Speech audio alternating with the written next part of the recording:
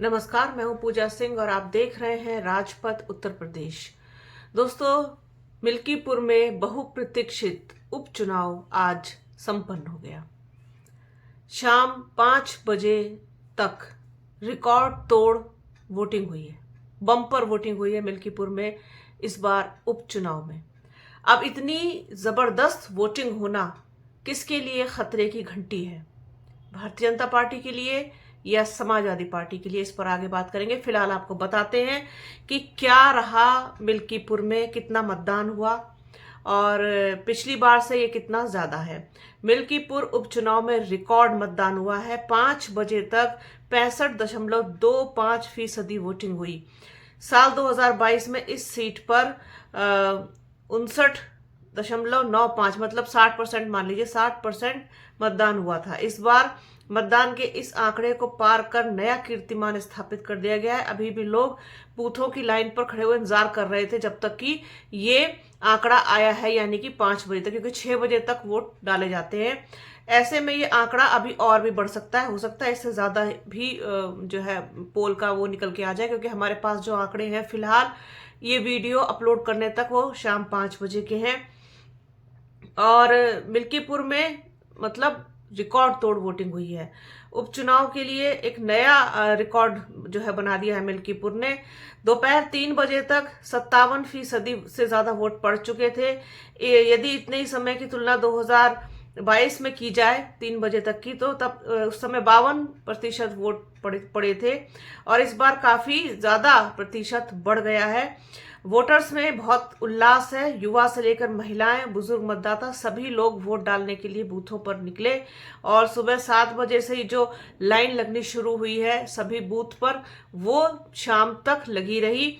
और 3 बजे, 5 बजे इस तरीके से मतलब लोगों में उत्साह था बहुत ज्यादा। अब ये उत्साह क्या कहता है? क्या ये भारतीय जनता पार्टी के प्रति जो है लोगों का समर्पण है जो उस तरीके से वोट डाल रहे हैं, या फिर भारतीय जनता पार्टी के खिलाफ नाराजगी है? तो समाजवादी पार्टी के पक्ष में ये वोट गया है अति उत्साह में।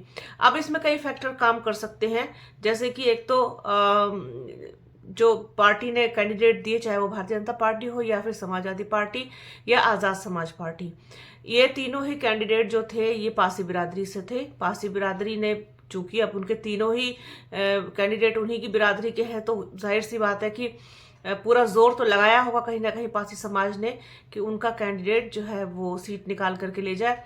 इसके अलावा आप ये देखिए कि समाजवादी पार्टी ने बहुत मजबूत चुनाव लड़ा है।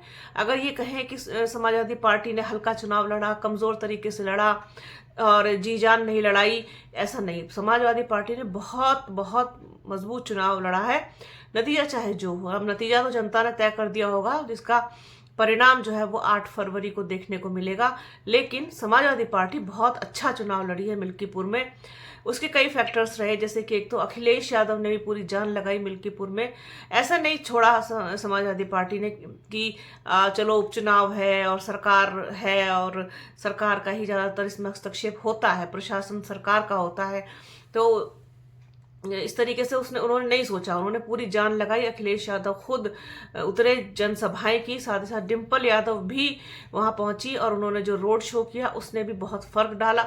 और जो सांसद हैं फैजाबाद के अवधेश प्रसाद, उन्होंने जिस तरीके से मीडिया के सामने अपने आंसू बहाए, जिस तरीके से वो रोए, उसका भी फर्क कहीं ना कहीं पड़ता हुआ दिखाई देगा, जो भारतीय जनता पार्टी को कहीं ना कहीं थोड़ा नुकसान पहुंचाएगा, डेंट पहुंचाएगा। लेकिन जो एक्सपर्ट्स हैं उनकी राय के हिसाब से अगर हम देखें तो यहाँ अभी भी भारतीय जनता पार्टी को एज है। भारतीय जनता पार्टी मजबूत है और वो चुनाव जीत भी सकती है। लेकिन अगर ये कहें कि हम हार से पहले हार मान ली है, ऐसी कोई हार जैसी चीज है नहीं, क्योंकि कांटे की लड़ाई हुई है मिल्कीपुर में। ये कह देना कि भारतीय जनता पार्टी बिल्कुल क्लीन जो है, ऐसे कहते हैं ना कि मक्खन में बाल की तरह से निकाल के ले जाएगी इस सीट को, तो वो उतना आसान भारतीय जनता पार्टी के लिए मिल्कीपुर का चुनाव होने वाला नहीं है। और आप देखेंगे जब नतीजे आएंगे तो जीत हार किसी की भी हो, लेकिन चुनाव दोनों ने मजबूती से लड़ा है।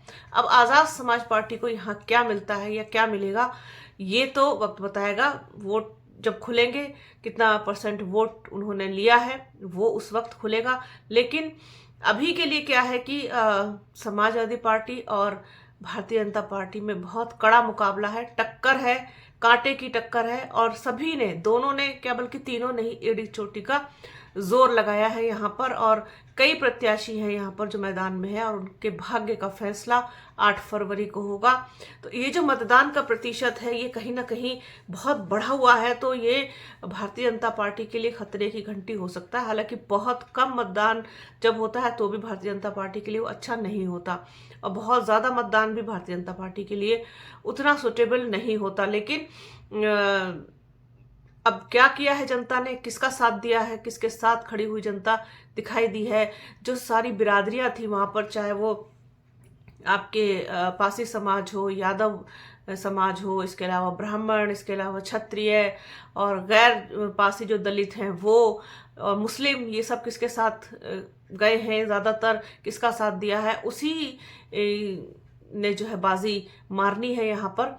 अब चूंकि पासी समाज भी काफी बड़ा समाज है तो वो तो डिवाइड हुआ ही होगा, साथ ही साथ मुस्लिम जो है वो समाजवादी पार्टी के साथ, इसके अलावा यादव वोट बैंक भी ज्यादातर समाजवादी पार्टी के साथ, और जो दूसरे बिरादरियां हैं वो भी कहीं ना कहीं, दलित जो हैं, जो नॉन पासी हैं, वो भी समाजवादी पार्टी के साथ जो है जाते हुए दिखाई दे सकते हैं। तो कुल मिलाकर कहा जाएगा कि मिल्कीपुर का चुनाव बेहद दिलचस्प रहा, रोचक रहा और बहुत ही ज्यादा, कहना चाहिए जब मजा तभी आता है जब मुकाबला बहुत कांटे का हो, टक्कर बहुत कांटे की हो, और ये ना अनुमान लगा पाए कोई कि कौन जीत रहा है, कौन साफ तौर से, साफ तरीके से जीतता हुआ दिखाई दे रहा है। तो ये चीज कहीं ना कहीं बहुत कहना चाहिए पजल किए हुए है अभी कि किसके खाते में जाएगी ये सीट। लेकिन दोनों ने ही बहुत जबरदस्त लड़ाई यहाँ पर दी है, एक दूसरे को कड़ी टक्कर दी है, और यही मजा आता है चुनाव का, यही मजा है चुनाव का असल में। और चूंकि प्रतिष्ठा का सवाल था, कहीं ना कहीं प्रतिष्ठा जुड़ी हुई थी समाजवादी पार्टी की भी, क्योंकि वहां से अवधेश प्रसाद जो है वो सिटिंग एमपी हैं, और मिल्कीपुर जो है वो अयोध्या में आता है। भारतीय जनता पार्टी के हाथ से अयोध्या फैजाबाद निकला तो उनको कहीं ना कहीं इसका जख्म जो है वो अभी तक हरा है, और वो मिल्कीपुर को जीत करके उस जख्म को भरने की पूरी कोशिश में थे कि इसको किसी तरीके से मतलब इसका पटाक्षेप किया जाए, इसको भरा जाए, इसको पाट दिया जाए इस तरीके से। तो वो होता हुआ दिखाई दिया। भारतीय जनता पार्टी और समाजवादी पार्टी में सीधी और जबरदस्त टक्कर, बम्पर वोटिंग और वोटर्स का उत्साह, ये अब देखने वाली बात होगी कि ये किसके फेवर में गया है। फिलहाल अभी कुछ नहीं कहा जा सकता, अभी एग्जिट पोल भी उतनी और उस तरीके से नहीं आए हैं। तो जैसे ही और कोई अपडेट मिलेगा मिल्कीपुर के बारे में आप लोगों के साथ जरूर शेयर करेंगे। जब से चुनाव का ऐलान हुआ तब से लगातार राजपथ उत्तर प्रदेश आपको मिल्कीपुर की खबर दे रहा है। आज भी चुनाव के बाद मिल्कीपुर पर ये एक विशेष चर्चा आप लोगों के लिए। तो बने रहिए हमारे चैनल के साथ, हमारे चैनल को लाइक कीजिए, शेयर कीजिए, सब्सक्राइब कीजिए, बेल आइकन घंटी जैसी आकृति जरूर दबाइएगा जिससे कि आने वाले वीडियो का नोटिफिकेशन आपको मिल सके। वीडियो को प्लीज पूरा देखिएगा, ज्यादा से ज्यादा शेयर कीजिएगा, अपना और अपनों का बहुत ख्याल रखिए। जल्द मिलूंगी आपसे एक नए वीडियो में, एक नए मुद्दे के साथ, एक नई चर्चा में। तब तक के लिए जय हिंद।